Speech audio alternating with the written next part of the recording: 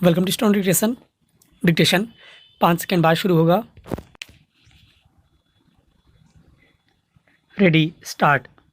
जीवन में कई बार अनुकूल और सकारात्मक परिस्थितियां होने के बावजूद किसी मनुष्य को उचित फल नहीं मिल पाता है।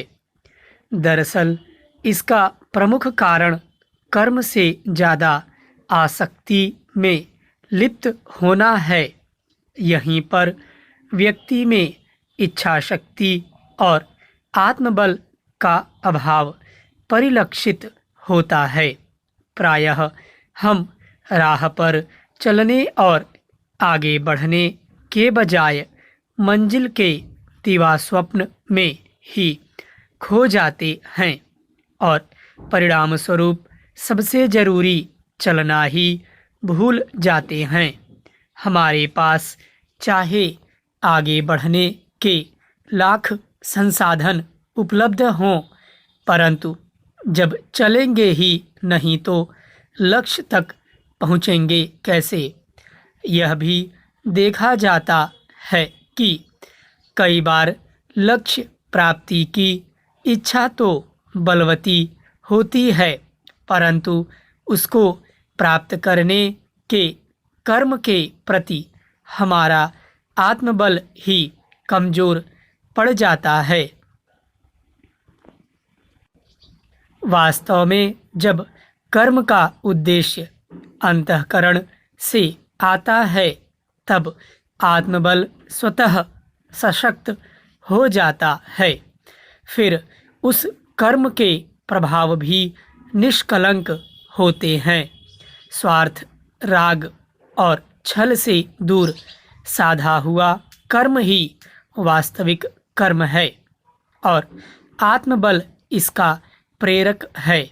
यदि एक असहाय और दुर्बल सा व्यक्ति भी कर्मठ और आत्मबल का धनी है, तो वह असाध्य को भी साध सकता है। दशरथ मांझी के इसके अद्वितीय उदाहरण हैं। शारीरिक अक्षमता को प्राप्त दिव्यांग भी गजब के एथलीट और खिलाड़ी बन जाते हैं। इसके पीछे जिस जादुई शक्ति का हाथ होता है, वही आत्मबल है।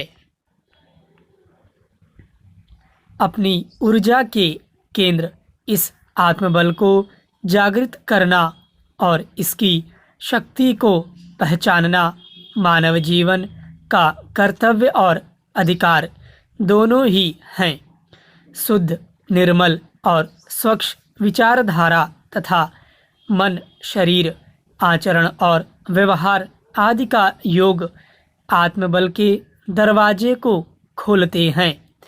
कलुषित मन या इच्छा पाप का कारण बनती है, जो तीव्र इच्छा शक्ति तो उत्पन्न कर सकती है, परंतु आत्मबल को क्षीण करती है।